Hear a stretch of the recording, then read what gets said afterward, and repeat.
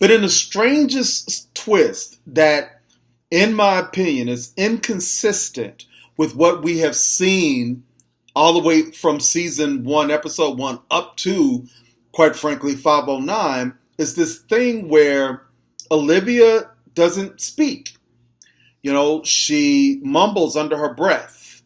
And Fitz is this controlling guy who doesn't allow her to be herself. And I'm just going to call it what it was, or what it was. That's not the relationship that we had seen for 4 seasons. It's not consistent with either one of the characters, but we're to believe that at some point, after Fitz moved her in without her blessing, which is another act that is out of character, that Olivia gave up her voice. So that's the one inconsistency with the character, and that's Olivia's. And then the other character is that Fitz has turned into this controlling sexist, which up until 509 he wasn't. He was just a man in love with a woman whose opinion he respected, and together they were actually quite the great couple. But certainly in 509, we have these kind of two people that we've never met before. And so, going on through 509, Olivia, in this very strange move, finds this odd kinship with Mellie. We find that she's really in tune to this cause that Mellie has taken up about parents' rights and a woman's right in the control of her body. And we're kind of fascinated because Olivia is connecting with Mellie in this cause and appears to be kind of dismissive of Fitz. Fitz is at this point really annoying her. And we find out later, kind of why this cause that Mellie has taken on has a place for her. So then Olivia skips this dinner that she made a big deal with Fitz, reminding him that, basically, hey, I'm a smart woman. I can listen to you, watch TV, and tell you about your calendar. So, of course, I remember this dinner that we've got to go to. You don't need to remind me. I'm not a dummy. And she makes these little comments to him under her breath that was, again, was really weird. But then Olivia goes and basically throws Mellie, throws her a what do they call it, a life raft or safety net, by using her influence to get Mellie a break so that she can, pee and continue her filibuster to get this bill overturned, and she was able to do that, and then she goes and has an abortion. We are to assume that she knew when she was talking to Fitz that she was going to have the abortion, so she knew she wasn't going to be able to come back to that dinner, but then made a big deal about him insulting her by reminding her about the dinner. So, of course, Olivia's late for this dinner, and then Olivia comes back after having had an abortion, and then starts a fight, an unreasonable fight. And as if to slap Fitz in the face, Olivia goes about the business of trying to locate some hooch that Mellie told her was hidden there somehow. No, she didn't ask for a bottle of wine. She'd been living there, we can assume, for at least several weeks at the minimum. She could have went and got some scotch. Fitz always has a bottle of scotch handy. But as if to slap Fitz in the face, she has to search for the hooch that Mellie left. And then they get into this fight. And we see this fight between the two of them like, okay, this isn't even the same couple that we've seen for 4 seasons. He tells her that she's worse than Millie, which, honestly, she is. But then she says some crazy stuff about, at least her father loves her. I guess she just realized that after she tried to kill him. I don't know.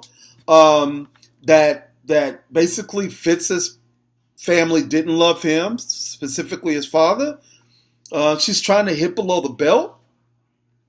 And then finally she announces there's no Vermont and there's no us and this is over. And then she drinks Mellie's hooch and gives it to him to sip on as well. The ultimate slap in the face. Essentially saying Millie was the one who was trapped. I understand Millie, and we got to get away from you. You're the problem. And that's how 509 ends. And so we pick up at 6 months later, and 6 months later, we get this brand new Olivia, right? She's wearing red. I guess that's some kind of sign. She's wearing red. And she's resumed having dinner with her father. And I guess their happy father-daughter relationship, leaving Fitz enabled her to not see her father as a monster anymore. She's enjoying sort of her celebrity, and we see this confident red dress wearing Olivia Pope chopping it up with her dad and all that. And after having this dinner, with her father, she goes home and Jake is there. And, they kind of do this little banter. She's like, why are you here? He's like, I know you want me here. And, he's got this bravado now because I guess they've been fucking. And so I guess he knows that she really wants him. Then we are tormented with about 3 minutes of this rough foreplay with creepy looking Jake and Olivia Pope to the song of Tramp, appropriately titled for the scene. And then we, as the viewer, those of us who pay a lot of detail, Shonda Rhimes sends us a message. And the message comes in the credits. So we see Scandal, executive producer Shonda Rhimes, and then we get down to starring Kerry Washington. And after starring Kerry Washington comes Scott Foley. Message to the viewers, Tony Goldwyn is no longer the leading male actor of Scandal. Okay? All right. So then we get to let's see. Oh, we're then, after we see Olivia Pope being this sort of strong woman who embraces her independence, and she's done with this white coat crap. She's sporting red dress. I mean, she done went in. She and Jake knocked the boots and smashed. I mean, and can I just say, the image of her and Jake smashing is gross. But anyway, so they're smashing, and then we get introduced to the scandal of the week, and that Huck comes in and he kind of interrupts, them smashing, so that Huck can tell her, hey, we got a client. And so again, those of us are paying attention. Olivia puts on the same clothes and does her whole walk back to OPA, where she meets her new client.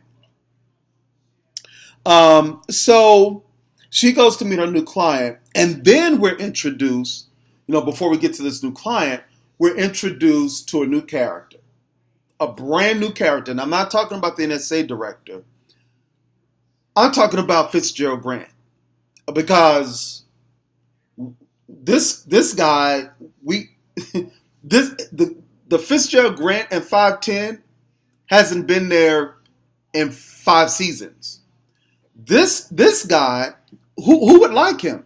Let me hold on one second. Why the hell is he calling Abby all night? And Olivia gives us a theory a little later on, but I gotta stop here and say that's ridiculous. No one pivots the way that they are making Fitz pivot. I mean, it doesn't happen.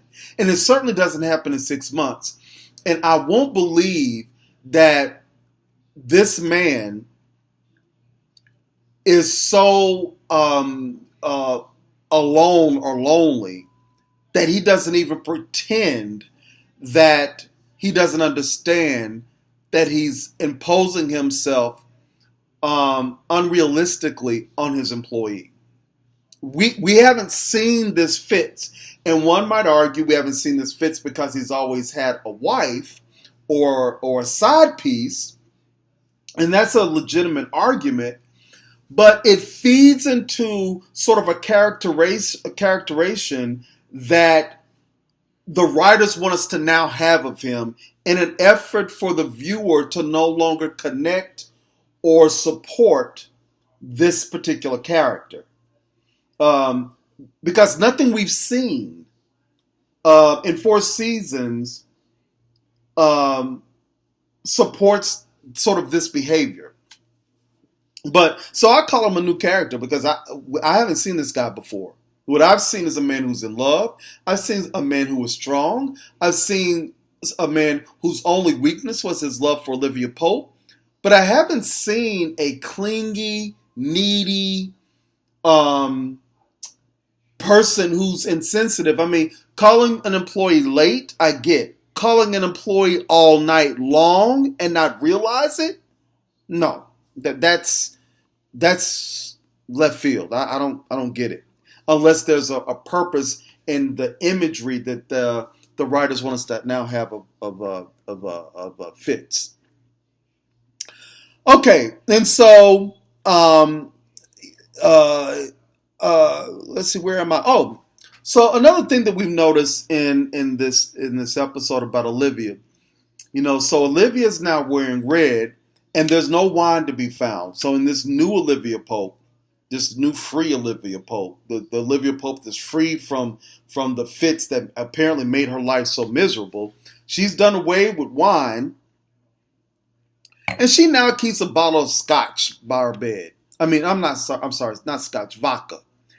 And I gotta admit, if I had to sleep next to Jake every night, I think I'd have vodka by my bedside too. Ugh, can you imagine his little pale pink, bland looking body laying next to you? Wouldn't you have some vodka next to your bed as well?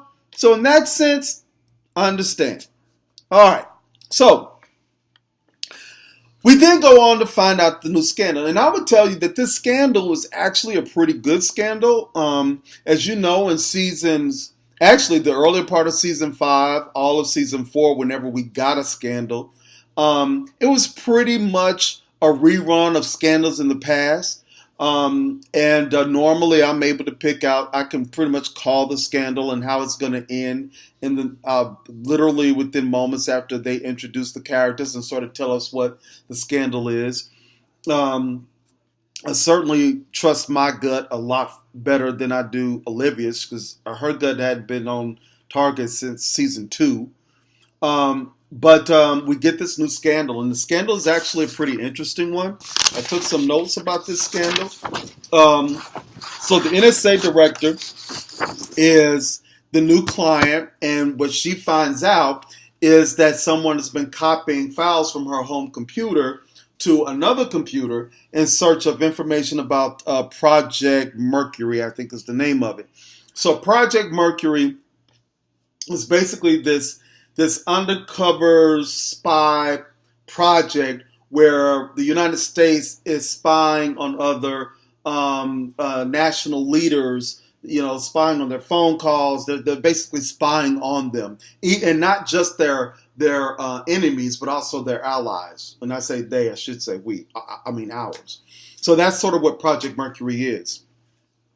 And so this NSA director, who happens to be a woman, is trying to figure out, who has taken this information or who attempted to take the information and sort of what their use is or what they plan to use with this information. And her fear, of course, is that once it's discovered that her this stuff was copied from her computer, that they'll lose her job, that she'll lose her job. And so, but then she tells OPA, oh, by the way, I'm dating a computer programmer, but he didn't do it because I checked him out. And so now we as the viewer know that he didn't do it because that would be way too obvious, but not to Olivia Pope. Olivia Pope seems to believe, nah, he did it. So much for her whack-ass gut. She hadn't been right in 3 years. So anyway, they believe that her boyfriend, Billy, who I was about to think, they're bringing Billy back? Okay, great. This should be exciting. But no, it's actually a different Billy. So they brought this Billy back. They didn't bring Billy back, but her boyfriend, Billy, is now all of a sudden missing. And everybody's trying to figure out, okay, what's going on with Billy? Where is Billy? So that's kind of what Project Mercury was about, which I'm sure everybody was able to determine. And then what happens, as a result of Project Mercury, and I'm kind of fast forwarding here, is that, Olivia Pope gets egg on her face, right? The client informs Olivia that the NSA director has been named. So I kind of went forward. So let me explain what happened.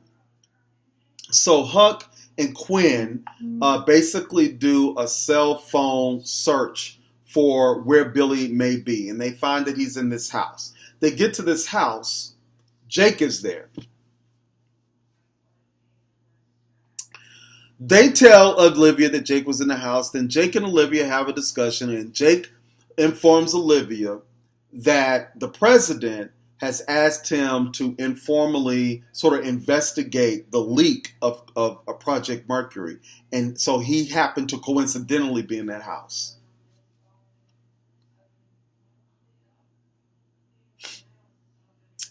Olivia Pope is a dumbass bitch. I don't mean to offend women, but she's a dumbass bitch. So how many times does Jake have to coincidentally be involved in the same case that she's working on before she realizes that Jake cannot be trusted? I mean, how many times does that have to happen? Apparently, infinitely many, because she just doesn't freaking get it. Anyway, so it's just a coincidence. Jake actually tells her, I'm going to win, you're going to lose. It's not as bad as choking her out like he did a couple of seasons ago, but basically he told her in that moment, I'm using you. I'm using you. And she, with her little dense head, doesn't connect the dots. So anyway, it comes to find out that they can't necessarily prove that, and when I say they, I mean the government can't prove that the NSA director and her boyfriend Billy were in cahoots, but because she allowed herself to become vulnerable to this program, this computer programmer, the president essentially fired her. And then names Jake as her replacement.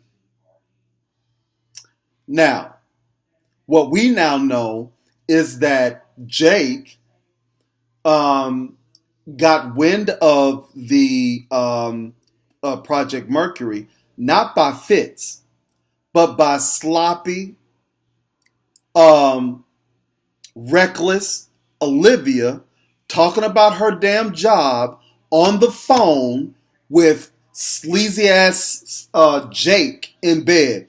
And as if she hasn't learned about talking on the phone, I mean, isn't that what she should have learned this lesson with Russell and with Jake about talking about her business on the phone with some fuckboy in the bed with you? She still hasn't learned not to do that. So she walks around the corner where, of course, Jake is listening, finds out that the client is the NSA director. His antenna goes up with, okay, how can I use this information to get a real job? And he does, and gets named the NSA director, reporting to the President of the United States. So now, Scott Foley, who all season 4 really just had no job and no purpose, now he's the NSA director, reporting to Fitz as Jake Ballard, and is the main lead actor of Scandal. So looks like Shonda Rhimes has secured old boy's spot in Scandal, and all is well with Scott Foley. He knows he's going to be sitting pretty until they cancel this show. Okay, so then Olivia, in typical Olivia fashion, goes stumping over to her father's house.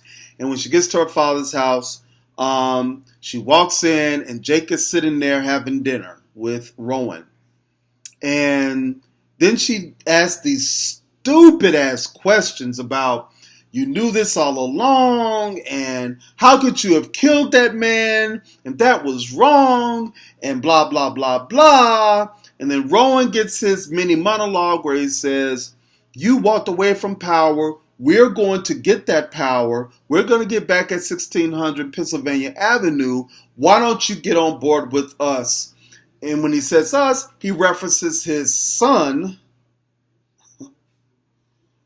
which we won't talk about how in season 2, how Rowan referred to these white men who are using his daughter, and how he was disappointed in his daughter for that. We won't talk about, apparently, because that doesn't fit with now Jake is going to be his son. I guess his whole white man is the devil mentality is gone, and now Scott Foley or Jake Ballard is his son. And then he invites his daughter, who's been fucking his son, to sit down and have dinner with the both of them. You know, he wants her to come home. Creepy, nasty, gross. In any case, this new Olivia, who wears red now, is not at all offended. She then goes back to her office, sets up a meeting with Mellie, where she now essentially commits to being her campaign manager. And that, my ladies and gentlemen and friends, is where 510 ends. Olivia is going to run Mellie's campaign. At minimum, she's going to help her with her campaign. And wants a tell-all book about the triage that was Olivia, Mellie, and Fitz. One thing that I did leave out was some highlights. And I'm going to go back to them, and then I'm going to kind of give you my final assessment of this episode. Olivia was asked by Abby, does she miss Fitz? And what she says was, let me make sure because I wrote it down. She said, it's over here. She said, what did she say? She said no, and then she said, oh no, I don't have it. I don't have it. Wait a minute, here we go. Okay. she says, no. Oh, she says, okay, when asked by Abby if Olivia missed Fitz, she says, no. I mean, I do, but I don't. The work, the energy, the pace, it's a rush. And then she kind of goes on into another topic. So when asked by Abby if she missed Fitz, what essentially she said was, I don't miss Fitz. What I miss was the power. You know, I'll be honest. That I can believe. Everybody's been in a relationship where it was tough to get out of it, right? You love the person, but then things happen and you get tired, but you still love the person. And it's hard to break away. And then when you do break away, you do kind of go,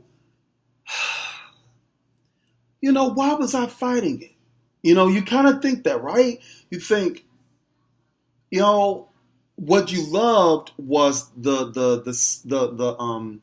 what's it called? You were comfortable with sort of that relationship. It was similar. It was familiar, rather. So what you were holding on to was something that was familiar, even though you really did not want the relationship. And as hard as it is for me to admit, because I've always said I didn't necessarily want Olivia with Fitz, but I don't think that I've been completely truthful. I really was rooting for that outcome.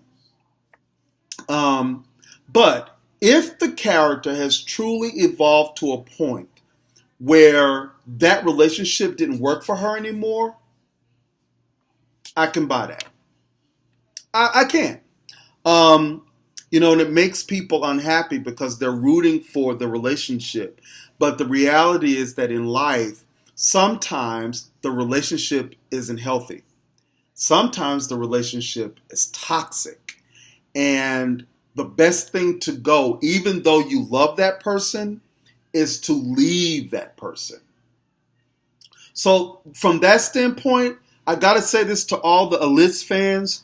You know, we've got to respect that this character, Olivia Pope, has been in this relationship for what, 6 years?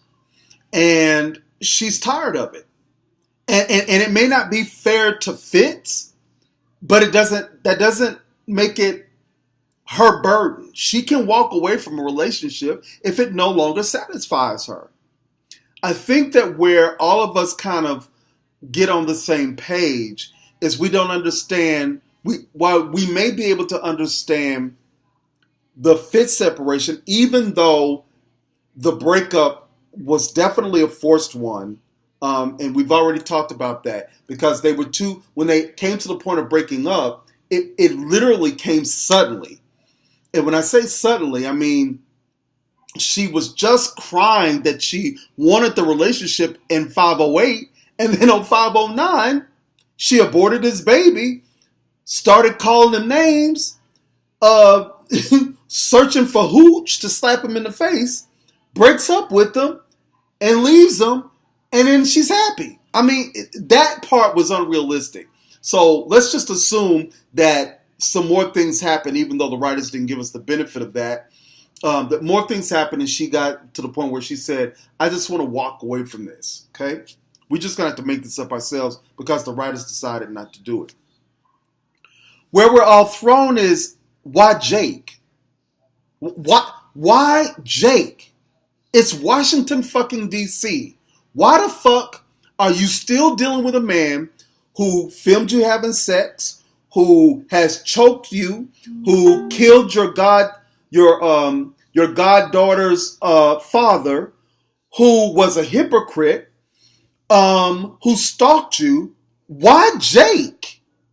Why the fuck are you keep sleeping with Jake? And I think that if Olivia left Fitz but stayed away from Jake, I think that we all could kind of be on the same page. But she left Fitz to go to Jake.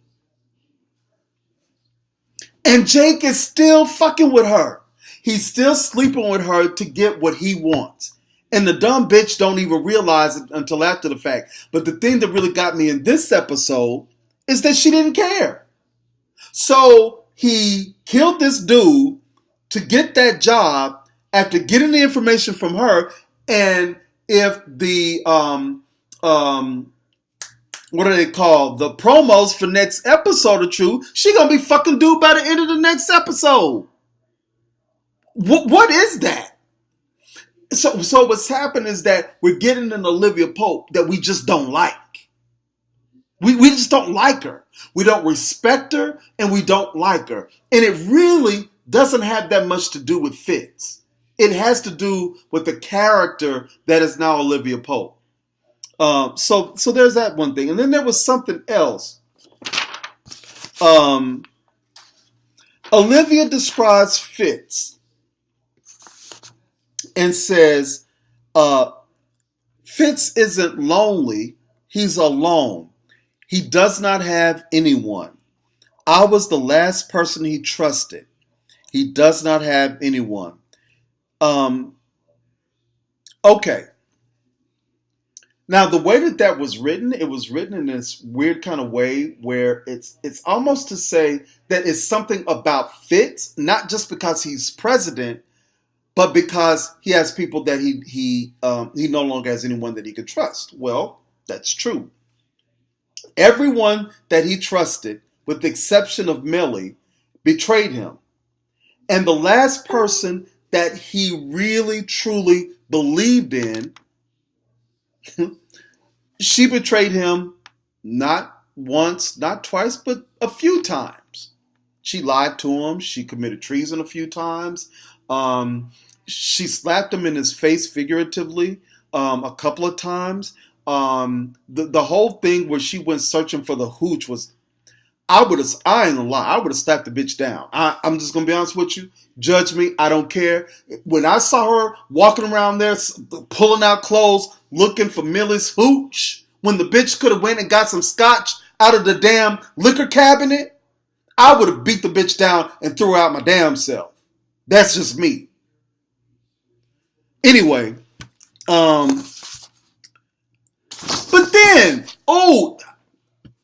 then she calls Fitz for a fucking favor. Who the fuck does she think she is? Let me get this straight.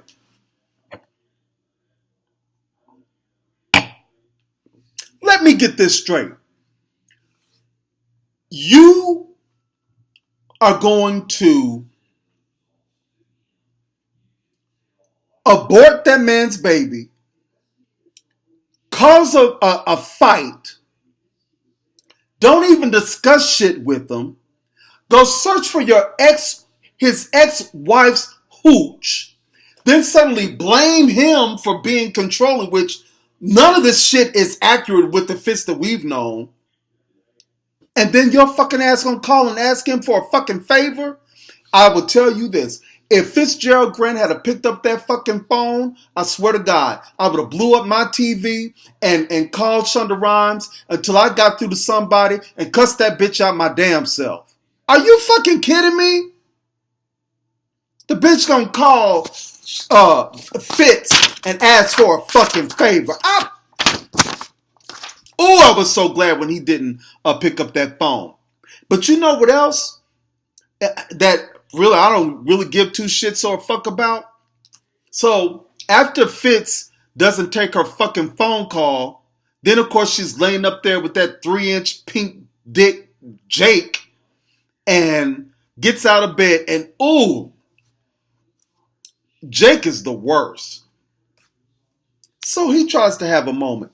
Now, remember when Fitz and Olivia had their 1 minute and we had that beautiful song and we rooted for them.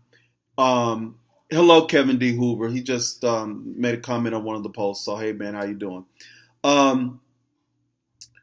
So we had that 1 minute, and it really, even for dudes, you kind of went like, wow, that's what's up, So Jake gets out of bed, Olivia puts on her red, and then he takes her hand, because this is the day he's going to be announced as the NSA director, and puts her hand on his face. And she looked at him like, what the fuck are you doing?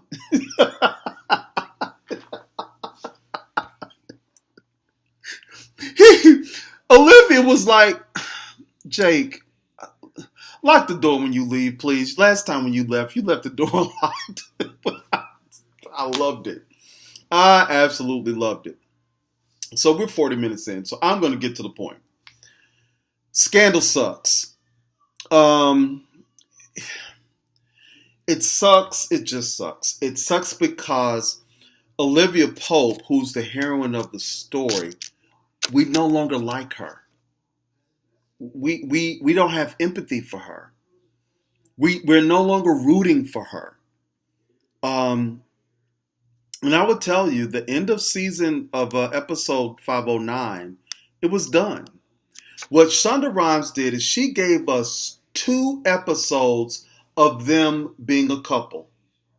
And then on the end of the second episode, she ended the relationship and aborted a baby. Now, I don't have any opinions. I think it's a woman's right to, to choose. So I have no bone in that fight. It's a woman's right. But the way that this happened was so grossly inconsistent with the relationship that was theirs that no one understood it. And it's hard to blame Fitz when you think about all the things that he's done for her, whether you agree that he should have done them or not, the fact that he did it for the woman he loved, and that Olivia decided to penalize him for that by killing his baby and by forcing a fight and then acting as if he did something wrong. How do you root for somebody like that?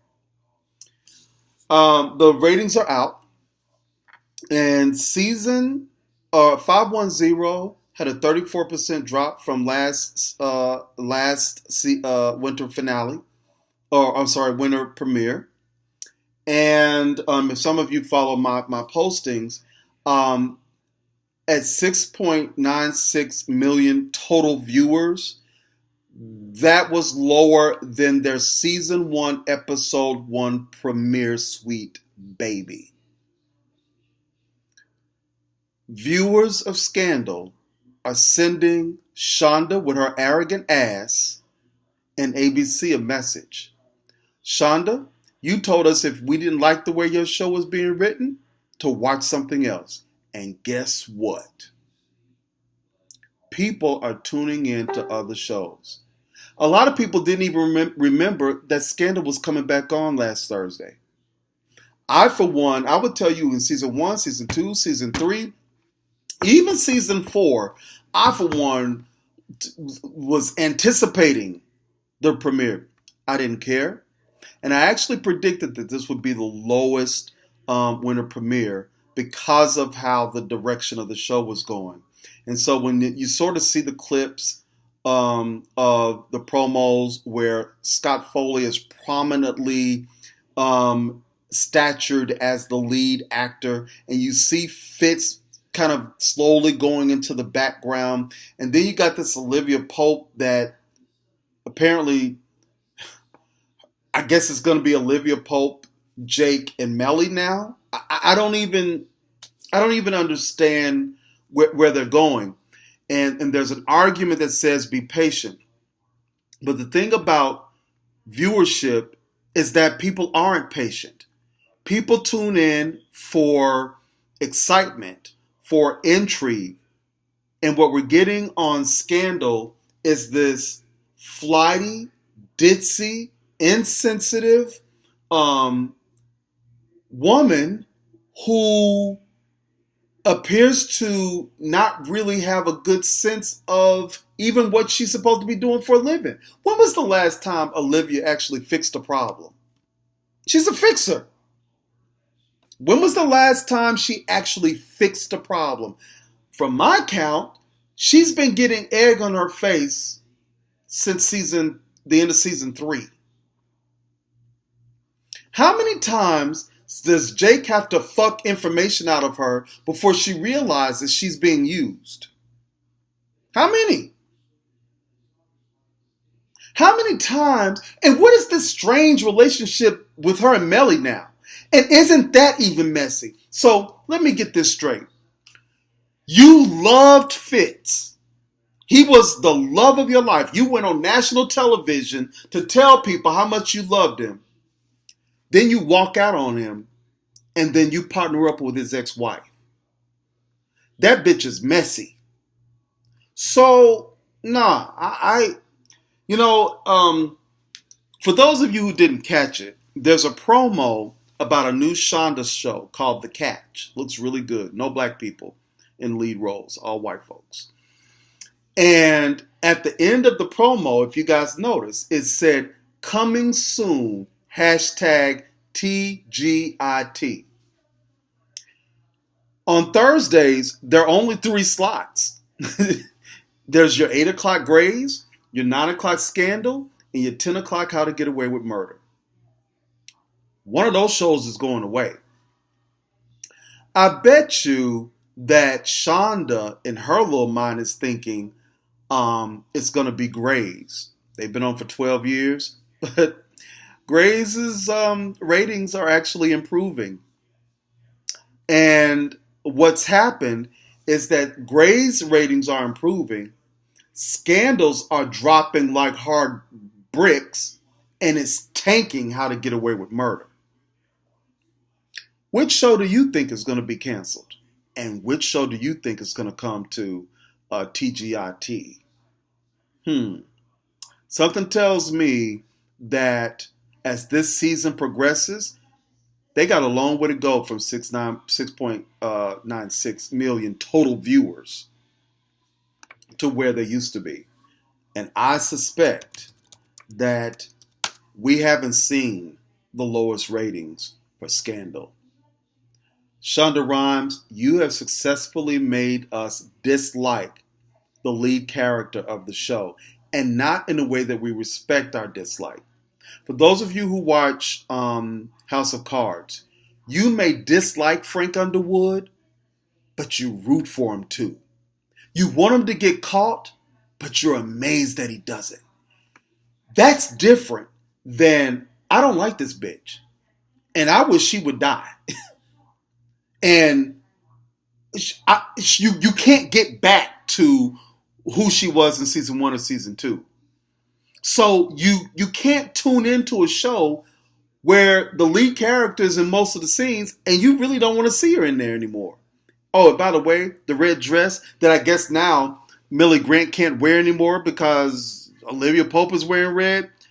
Yeah, she might try another color. That yellow looked good. She didn't look all that great in that red. And it was real hoish to fuck Jake in the red, as you got out the red dress, and then do your whole walk to OPA to get information on your new client. But hey, let me just go back and get information because this shit was just ridiculous. All right, so that's my assessment.